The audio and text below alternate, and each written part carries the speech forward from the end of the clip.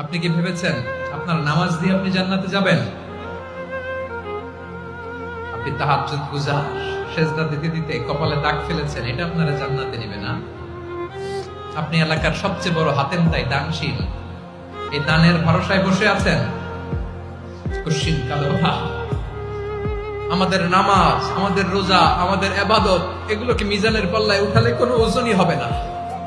তবে আমাদের একটা কৌশল জানা আছে, আমরা আল্লাহর রহমতের ভিখারি।